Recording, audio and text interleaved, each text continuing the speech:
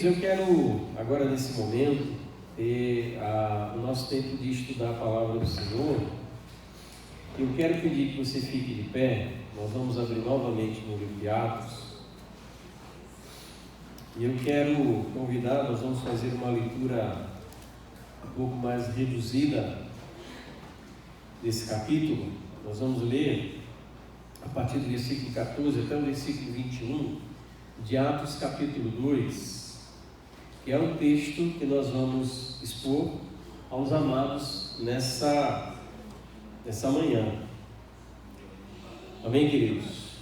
Diz assim a palavra do Senhor. Então Pedro se levantou junto com os 11 e, erguendo a voz, dirigiu-se à multidão nesses termos: homens da Judéia e todos vocês que moram em Jerusalém, tomem conhecimento disto e prestem atenção no que eu vou dizer.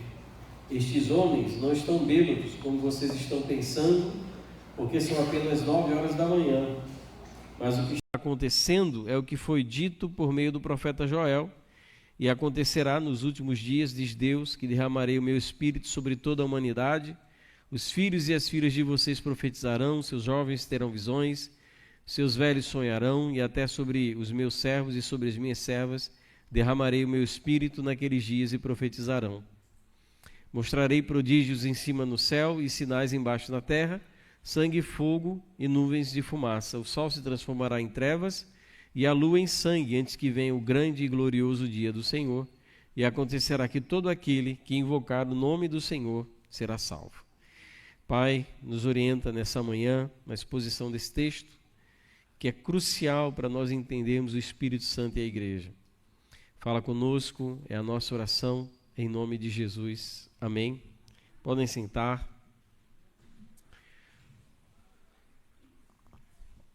Eu vou pedir para Lúcio colocar para mim uma imagem que eu separei. Uma imagem muito conhecida.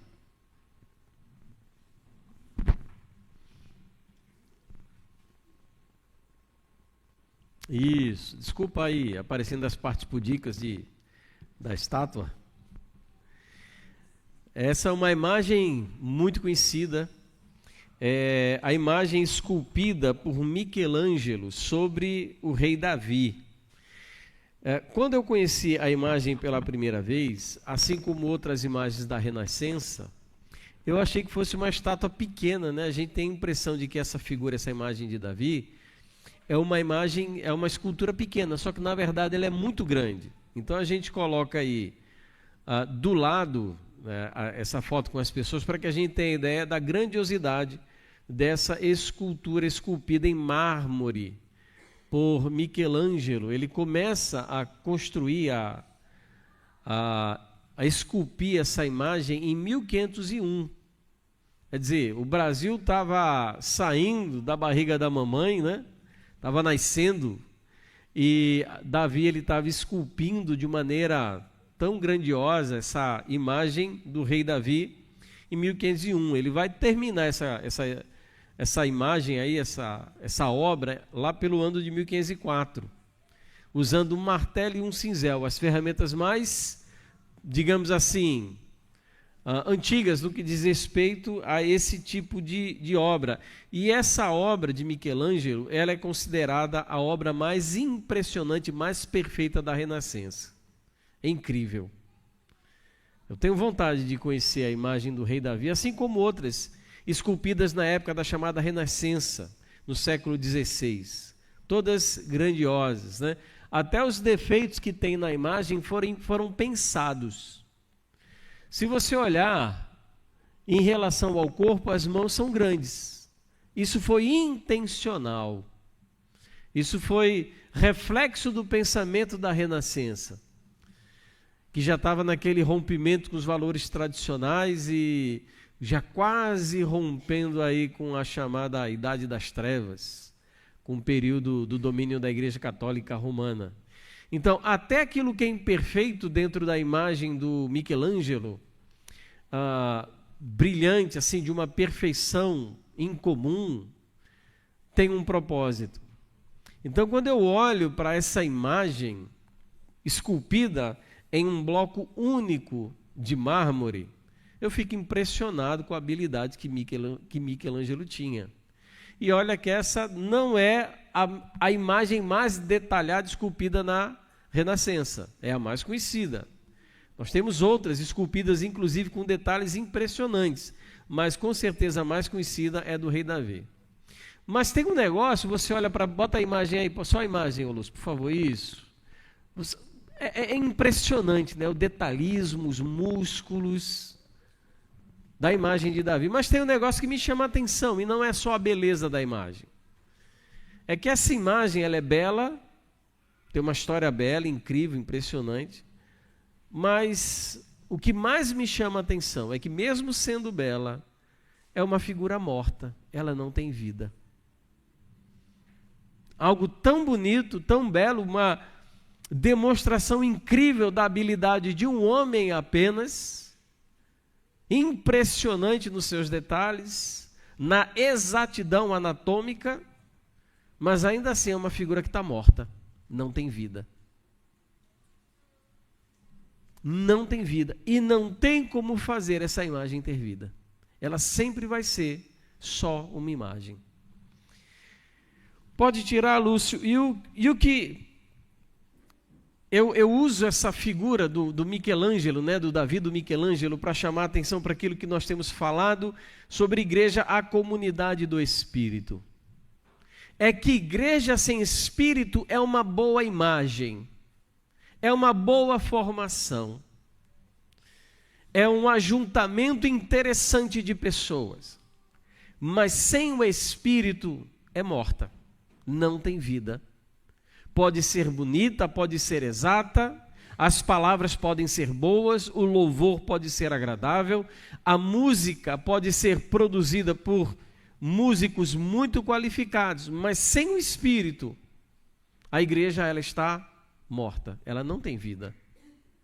Ela pode realizar atividades, ela pode fazer muitas coisas interessantes, mas se a igreja ela não tem dentro de si operando, agindo, é morta, não tem vida. Domingo retrasado, nós falamos um pouco sobre a profecia de Joel, que falava exatamente sobre esse momento que nós encontramos aqui em Atos capítulo 2. Quando acontece o evento descrito em Atos capítulo 2, Pedro ele faz uma relação entre aquela promessa de Joel e aquilo que tinha acabado de acontecer. E é esse evento de Atos capítulo 2 que vai marcar de maneira oficial o início da igreja cristã. E isso é tão forte, essa figura que nós encontramos, essa manifestação poderosa do Espírito em Atos capítulo 2, que até hoje crentes de todo mundo tentam e buscam replicar exatamente essa experiência. Quando nós lemos o livro de Atos, nós ficamos impressionados com a vida daqueles homens e mulheres da igreja primitiva. A fé, o amor, o poder, a disposição em morrer pelo Evangelho, a disposição em dar a vida por Jesus, nos chama profundamente a atenção. Nós ficamos impressionados. E às vezes a gente até deseja ser como eles. Nem sempre, é complicado você às vezes ser como a igreja do Novo Testamento, que proclama o Evangelho que incomoda os poderosos. Então, quando nós lemos o livro de Atos, nós ficamos impressionados com a vida daqueles primeiros cristãos. É impressionante o que eles fizeram. Mas o que nós não podemos fazer é separar o que eles fizeram daquilo que eles receberam. Eles só foram capazes de realizar o que eles realizaram. Eles só foram capazes de viver o que eles viveram por causa da presença do Espírito Santo na comunidade. Aquilo é irrepetível. Nós não temos como repetir com exatidão, na mesma intensidade e profundidade, aquilo que eles vivenciaram em Atos capítulo 2. Foi para aquela época, foi para aquele momento. Aquilo não voltará a acontecer. Mas o que nós podemos sim é experimentar os resultados e consequências de uma igreja cujos membros são cheios do Espírito Santo. Se nós não formos amados como igreja, uma igreja disposta, aonde o Espírito Santo de fato se manifesta, aonde ele age na vida dos indivíduos e através dos indivíduos na vida da igreja, nós seremos bonitos, como aquela estátua que Michelangelo esculpiu, mas sem vida. O que nós lemos em Atos, capítulo 1 a 13, é a experiência que fundou a igreja. O Espírito Santo, ele desce. Nós somos informados no capítulo 2 de Atos, que o Espírito Santo se deu numa ocasião muito propícia para que ela acontecesse. Primeiro, ela acontece num dos maiores eventos do calendário de Israel. Ela acontece em uma das 3 grandes festas anuais dos judeus, em que era obrigatório que todo judeu descesse a Jerusalém para celebrar a festa. Era chamada a festa de Pentecostes. Ela era celebrada 50 dias após a Páscoa. E era uma festa muito famosa. Eu não sei se a gente pode comparar com alguma festa que nós temos aí no Brasil. Talvez fosse o carnaval da época de Jerusalém. Talvez fosse o Círio de Nazaré. Atraía multidões, e não apenas multidões da cidade, mas de várias regiões do império. Essa festa também era chamada de Festa das Semanas, Festa da Colheita ou Dia das Primícias. Era uma das festas mais populares em Jerusalém. Mas o que acontece antes disso? O que acontece é o que nós encontramos em Atos capítulo 1, a partir do versículo 12 até o versículo 26. Após a ascensão de Jesus, que nós encontramos aí no início do livro de Atos, lá no capítulo 1, os discípulos voltam para Jerusalém e sobem para um lugar chamado cenáculo, a fim de estar em oração. O Lucas, evangelista e autor do evangelho de Atos, nos informa e os irmãos de Jesus, o que é curioso, porque durante o ministério de Jesus, os irmãos de Jesus não acreditavam nele. Mas agora nós olhamos e vemos a família reunida em oração, junto de um grupo que se reunia e tinha em média 120 pessoas. Nessa ocasião também, de Atos capítulo 1, nós temos a primeira providência da igreja, que era suprir no colégio apostólico a pessoa de Judas Iscariotes, que tinha tirado a própria vida após trair e entregar Jesus para ser morto. É eleito Matias para ocupar aquele lugar que foi de Judas. Então, obedecendo a ordem de Jesus em Lucas 24, 49, que diz: eis que envio sobre vocês a promessa do meu Pai. Permaneçam, pois, na cidade, até que vocês sejam revestidos do poder que vem do alto. O que eles estão fazendo no cenáculo? Orando, esperando, segundo aquilo que Jesus tinha ordenado. E em Atos capítulo 1, versículo 8, antes de Jesus ascender aos céus, ele diz: mas vocês receberão poder ao descer sobre vocês o Espírito Santo, e serão minhas testemunhas, tanto em Jerusalém, como em toda a Judéia e Samaria e até os confins da terra. Então, o que eles estão fazendo no cenáculo? Eles estão esperando em obediência à palavra do Senhor, o cumprimento da promessa. E o que nós temos em Atos capítulo 2, a partir do versículo 1, nós temos aí a descida do Espírito Santo, que é acompanhado por 3 sinais. Primeiro sinal é um sinal audível. Eles ouvem o barulho como de um vento. Não era um vento, e nem era o som, era um som como de um vento.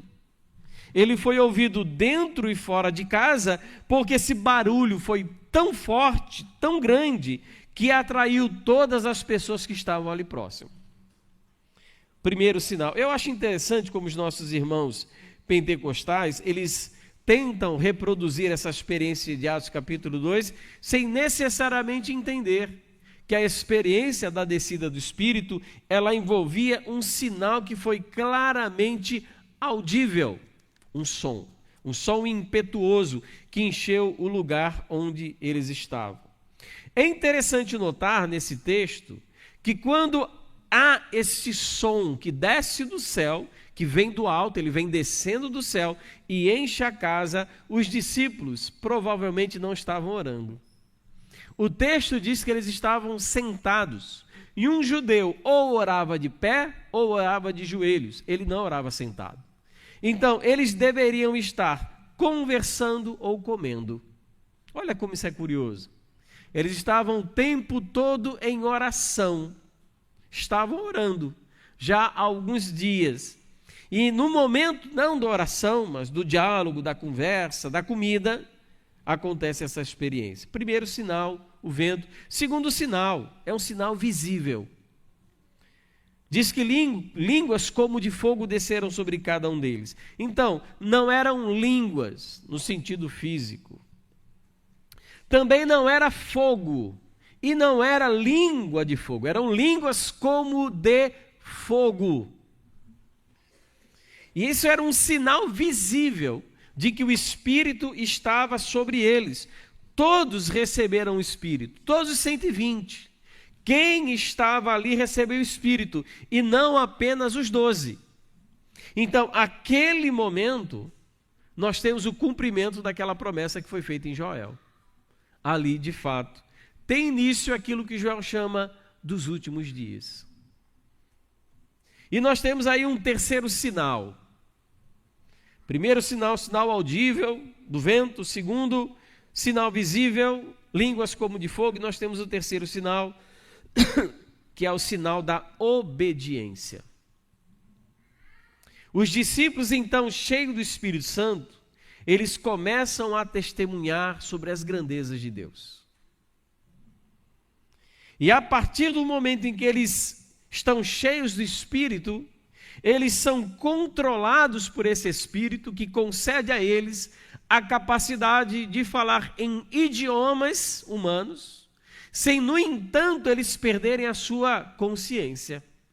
Não existe uma possessão sobre aqueles homens e mulheres que os faça perder a sua consciência, a sua habilidade cognoscível. Ele se mantém sobre o controle das suas capacidades intelectuais.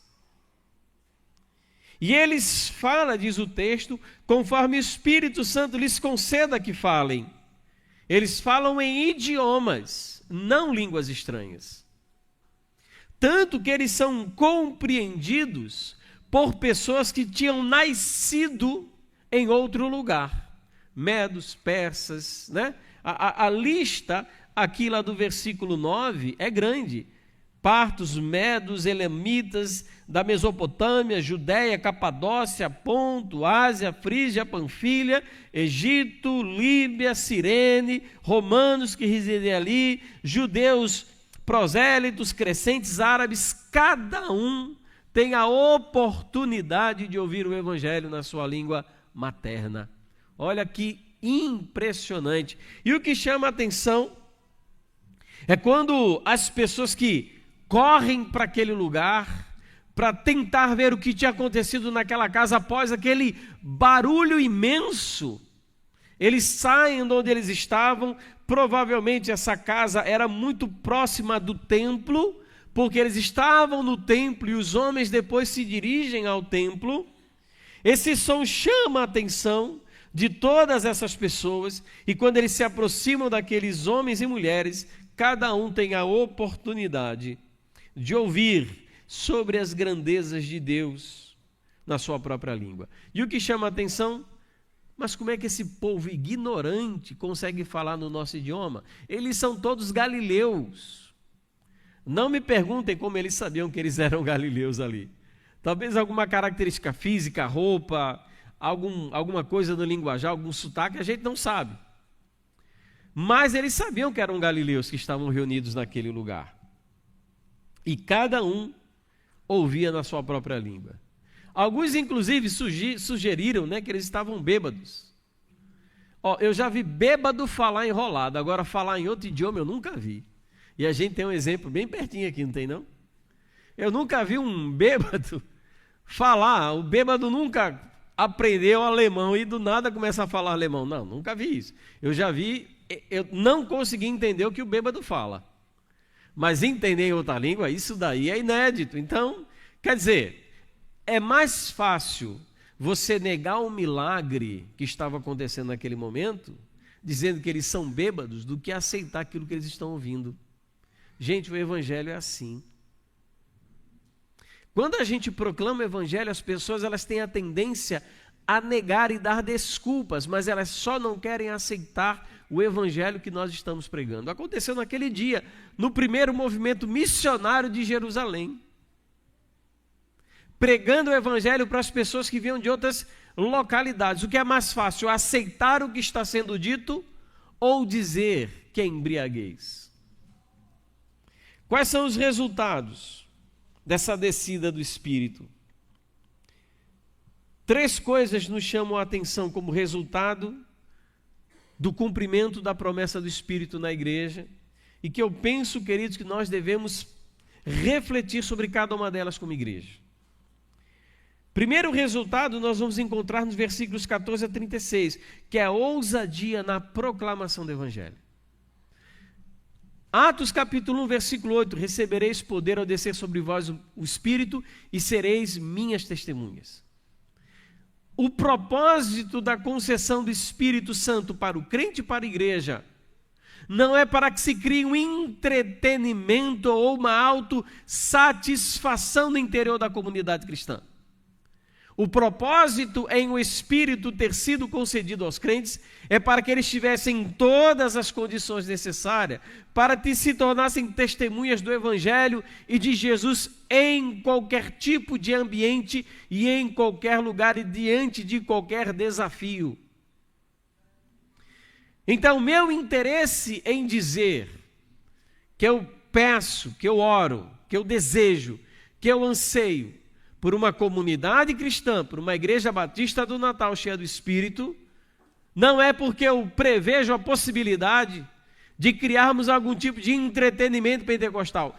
O desejo é que a gente cumpra o propósito dado pelo Senhor em Mateus capítulo 28, em Atos capítulo 1, de que com ousadia nós possamos proclamar o Evangelho para todo tipo de pessoa. É para isso que o Evangelho é dado e para isso que o Espírito nos foi concedido. Para que possamos, pelo poder, pela autoridade do Espírito, nós possamos compartilhar o Evangelho com qualquer pessoa, sem medo, sem receio. Ah, não, eu não sei falar, eu tenho vergonha. Foi para quebrar isso que o Espírito foi dado. Então, por mais que eu possa trazer para a igreja um curso de evangelismo, para que os irmãos tenham técnicas, táticas, estratégias, instrumento, conhecimento bíblico e doutrinário, isso é a estátua, isso é o Davi de Michelangelo. O que nós precisamos, além de todas essas ferramentas, são de pessoas que estejam em comunhão e debaixo da autoridade do Espírito Santo, porque essa autoridade, esse destemor, essa coragem, essa ousadia, não é dado pelo tipo de conhecimento que você tem doutrinário, mas é dado pela presença do Espírito Santo dentro da tua vida. E eu digo mais, meu irmão, a falta do Espírito, ela não produz só covardia na hora de testemunhar. A gente acha, né? Quem é um crente que não tem um Espírito? O crente que não tem Espírito é aquele que não tem coragem de falar de Jesus. Eu concordo com você. Mas a falta, a ausência do Espírito Santo na vida do crente, na vida da igreja, não é só uma questão ministerial, não é só uma questão missiológica. É uma questão de carnalidade e destruição da própria moral cristã.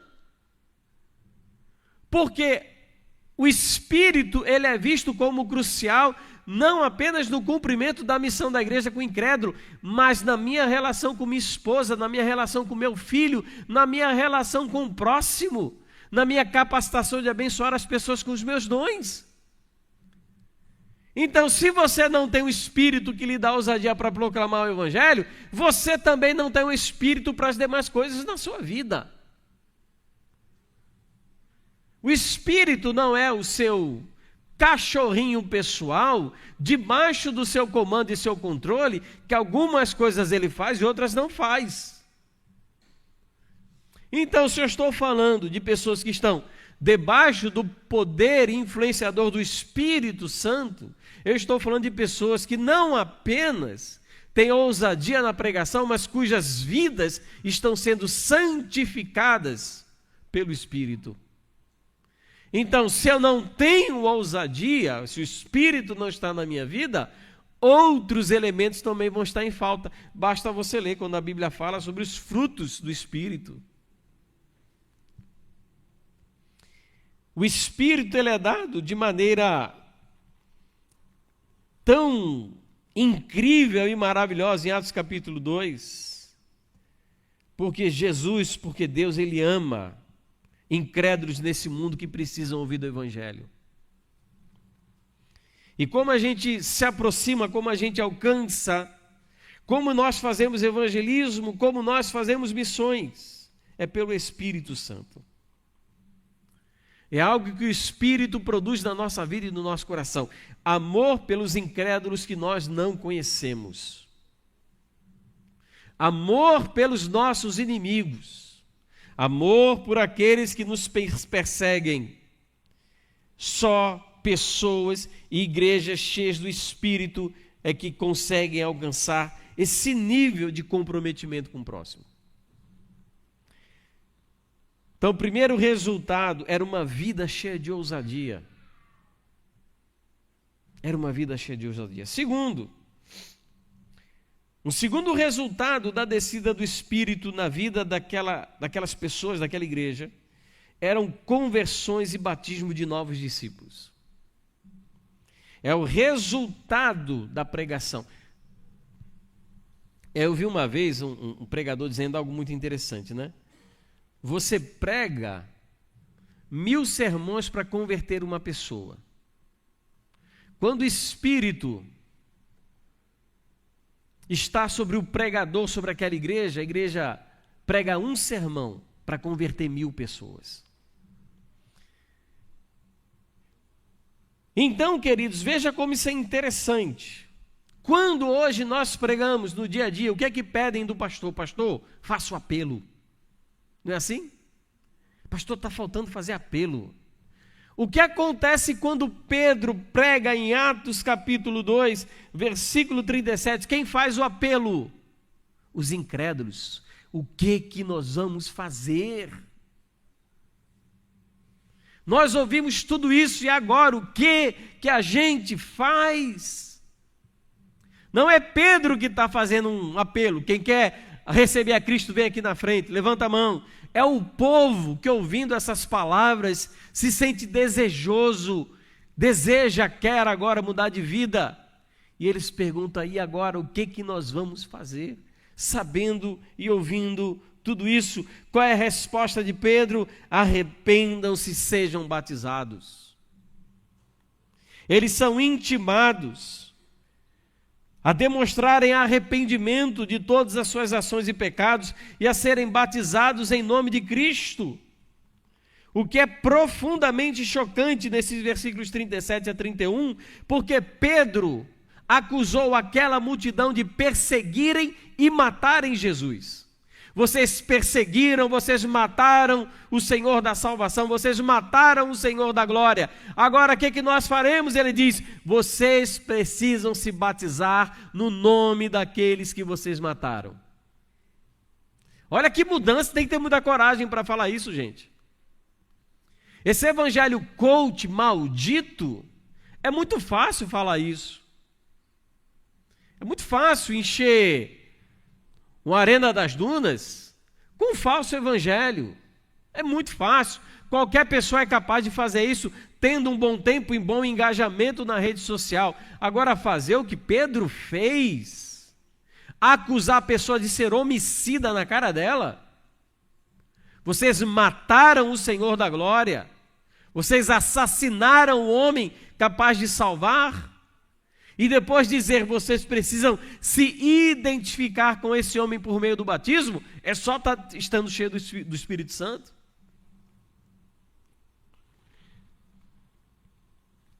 Sabe o que acontece, irmãos? Nessa pregação abusada, cheia de grosseria de Pedro, chamando os outros de assassino e homicida, 3.000 pessoas se convertem. 3.000. Hoje a gente tem que pregar 3.000 sermões para uma pessoa se converter. Pedro pregou um sermão para 3.000 se converterem. Isso é resultado do que, irmãos? Da ação do Espírito. Não era a habilidade intelectual, a capacidade da oratória de Pedro. Ele não passou a semana preparando o estudo, ele não preparou um roteiro de sermão, não preparou um esboço de sermão. Ele estava cheio do Espírito Santo. E nós, amados, a todo momento, nós queremos substituir o Espírito. Igreja é isso. A tradição, em vários aspectos, ela deseja substituir o Espírito. Sabe por quê? Porque a tradição ela é controlável, o Espírito não é. A tradição nos dá o controle, o domínio sobre as coisas que são feitas. Nem toda tradição é ruim. Mas aquelas que substituem o poder e a necessidade do Espírito são péssimas. Matam a igreja, tornam ela uma estátua, bela, mas uma estátua. 3.000 pessoas entregaram a vida a Cristo naquele dia e foram batizadas. Num culto pela manhã, não estava nada marcado, o grupo de louvor nem tinha chegado ainda. Tinha ninguém para abrir a igreja, foi lá na rua mesmo, em frente do cenáculo, em frente daquela casa. O Espírito Santo, ele agiu na vida daqueles que estavam cheios dele e foram usados para converter 3.000 almas para Jesus. E terceiro resultado da descida do Espírito, uma vida cristã exemplar, versículos 42 a 47. O terceiro resultado da descida do Espírito é o texto mais conhecido do livro de Atos. Perseveravam na doutrina dos apóstolos, na comunhão, no partir do pão, nas orações. E a gente acredita que pode criar Atos 2:42 sem o Espírito Santo. Que é só fazer uma comissão, fazer um grupo de estudo, fazer um curso de comunhão, e as pessoas vão aprender a desenvolver Atos 2. Sem o Espírito isso aqui não acontecia. Isso foi uma produção do Espírito na vida daquelas pessoas. Eles perseveravam na doutrina, na comunhão, nas orações, partiam o pão, eles tinham temor, eles produziam prodígios, havia temor entre eles, estavam unidos, cuidavam uns dos outros, porque o Espírito produziu mudança naquelas pessoas. Você imagina o problema estrutural de uma igreja de 120 pessoas, agora, de um dia para o outro, terem que dar conta de cuidar de 3.120 pessoas. Imagina o problema. O que o Espírito produziu? Unidade naquelas 3.120 pessoas, para que as coisas pudessem caminhar, funcionar. Amados, nós aqui, nessa manhã, somos frutos do trabalho de 120, somos frutos do trabalho de 3.120. nós estamos aqui por causa deles. Produção do Espírito. Ele provocou mudança na vida daquelas pessoas. Você imagina, no começo da manhã, 9 horas, eles estão dizendo, esse povo está tudo bêbado. Isso é tudo galileu, ignorante. No final da manhã está todo mundo se chamando de irmão. Você já pensou o que o Espírito está fazendo? Estão se abraçando como igreja. Isso não é produção humana. Isso é o Espírito produzindo uma transformação profunda na vida daquelas pessoas. Eu quero concluir falando um pouco, aplicando um pouco sobre aquilo que nós estamos falando sobre essa igreja viva no início do livro de Atos. Uma igreja tão viva, tão viva. Meu Deus, a gente... Claro, igreja, queridos, não tem nenhuma igreja perfeita no Novo Testamento. A igreja do Novo Testamento era imperfeita, né? Que falha Ananias e Safira. Primeiro caso de disciplina na igreja já abriu com chave de ouro, né? 2 morreram, um após o outro. Quer dizer, não tem igreja perfeita, mas é um mover apaixonante do Espírito na vida daquelas pessoas. E quando eu falo sobre essa igreja viva, no início do livro de Atos, eu lembro de uma igreja morta, em Atos capítulo 3, versículo 1. Quando diz, Apocalipse capítulo 3, versículo 1, quando diz assim, deixa eu ver, Atos 3 primeiro mesmo, Apocalipse 3, versículo 1, isso, Atos 3, versículo 1. Ao anjo da igreja em Sardes escreva, estas coisas diz aquele que tem os 7 Espíritos de Deus e as 7 estrelas. Conheça as obras que você realiza, que você tem fama de estar vivo, mas está morto. Olha como isso é sério. Eu conheço as tuas obras. Você tem fama de que está vivo, mas você está morto. Isso me leva a 2 conclusões muito simples. Primeira delas, a igreja, ela precisa da ação do Espírito Santo. Se de alguma maneira, queridos, nós percebemos que nos falta o vigor promovido pelo Espírito, nós precisamos buscá-lo. Se eu me sinto sem vigor, sem força, sem energia, sem gás, sem ânimo espiritual, se as minhas orações são mínimas, quase inexistentes, ou são aquelas orações medíocres, de começo de almoço, de começo de jantar, de começo de culto, sabe? Se a minha leitura bíblica é praticamente inexistente também, não funciona. Quando eu leio obrigado. Quando eu leio porque eu estou do lado de alguém, a pessoa pediu para ler um texto. Quando a minha vida está seca, eu preciso, como igreja, entender que eu preciso pedir que o Espírito Santo do Senhor venha sobre mim. Porque, irmãos, o Espírito, ele é insubstituível. Insubstituível. Nós não podemos trocar a verdadeira obra do Espírito Santo por qualquer tipo de programa ou recursos humanos que tenham como propósito animar uma plateia. Oê! Não dá. Eu não vou dar uma de Silvio Santos aqui, talvez mais Faustão, né? Uma de Faustão, querendo animar, porque o que a igreja precisa é da produção daquilo que só o Espírito produz. Irmão, eu não consigo fazer você chorar pelos seus pecados. Eu não consigo fazer você mudar da sua vida nojenta, do tipo de pai ou mãe desprezível, vazio que você é. Eu não consigo fazer isso. Quem pode fazer isso, pegar a tua vida, você como um pai relaxado, uma mãe ou um filho, uma filha relaxada, um cristão relaxado, e mudar isso é só o Espírito que pode fazer. De dar um basta nisso. De levar você às lágrimas e ao arrependimento genuíno, sincero. Não tem um homem nesse mundo capaz de produzir isso. Nenhum. Nem o homem mais santo que já botou os pés nesse mundo é capaz de fazer isso. Só quem pode alcançar o teu coração é o Espírito Santo de Deus. É só Ele que pode conduzir você ao arrependimento, à transformação, ao reconhecimento dos seus pecados, ao reconhecimento das suas falhas e à vontade e disposição genuína de mudar e transformar. Então eu preciso dessa ação do Espírito.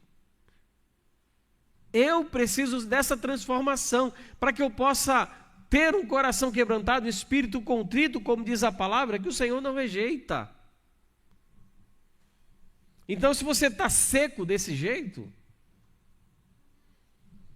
meu irmão, só tem uma saída, é você fazer como aqueles 120 no cenáculo. Eu vou orar até receber, até a promessa se cumprir. O Senhor Jesus não disse? Peçam e eu vos darei o Espírito Santo. A nossa vida cristã, às vezes, tão infrutífera, às vezes tão sem produção de fruto, a gente não serve nada, ou serve em uma coisinha básica, simples. É o quê? É ligar uma lâmpada, uma vez no mês. O que ele diz? Eu sou servo do Senhor, porque ninguém liga essa lâmpada melhor do que eu. Espera aí, meu irmão, a vida cristã é muito mais importante que ligar uma lâmpada. Tem muito mais a ser feito. Não, mas não tem um cargo na igreja.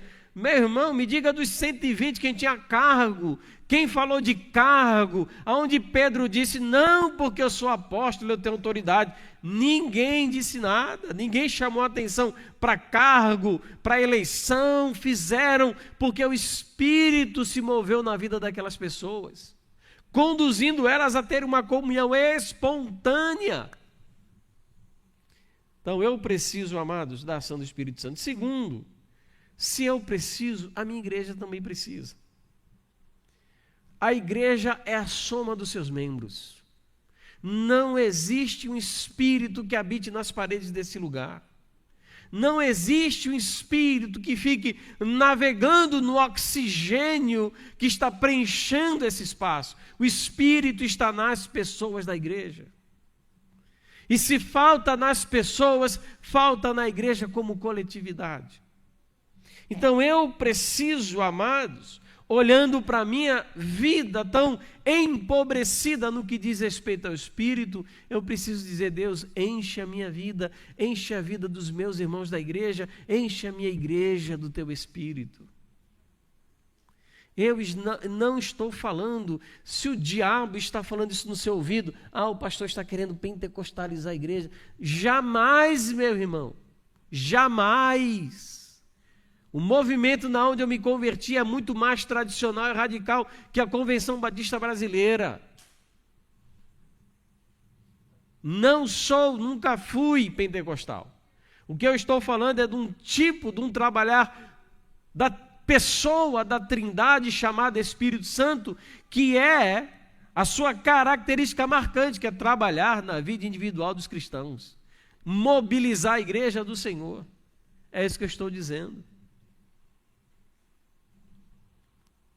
E é o Espírito insubstituível na sua ação, naquilo que ele faz, naquilo que ele produz, nos resultados que ele traz para a nossa vida como crente, para a nossa vida como igreja, é que nós devemos buscar, meus irmãos. É sobre isso que nós estamos falando nessa série de mensagens. Igreja, comunidade do Espírito. Nós somos a comunidade do Espírito.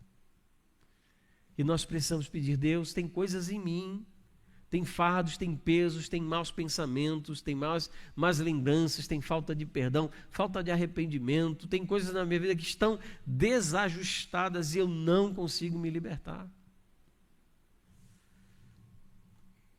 Eu preciso da ajuda insubstituível do Teu Espírito para que eu possa ter uma vida cristã genuína, para que eu seja um bom pai, uma boa mãe, um bom esposo, uma boa esposa, um bom filho, um bom cristão, um bom cidadão. Eu preciso do Espírito.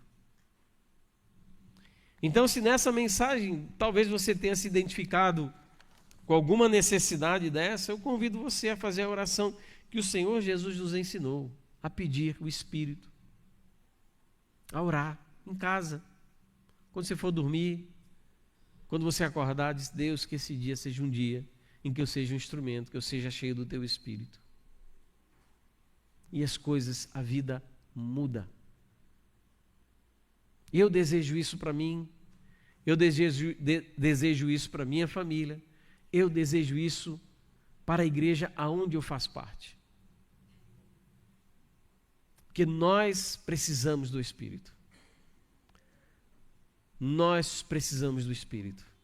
Então eu quero convidar você a fechar seus olhos, a curvar sua cabeça, e nós vamos orar, pedindo que o Senhor nos ajude a receber dele essa visita, não como aconteceu em Atos 2, eu não acredito que Atos 2 vá se repetir, mas que as nossas vidas sejam diferentes pela presença do Espírito do Senhor.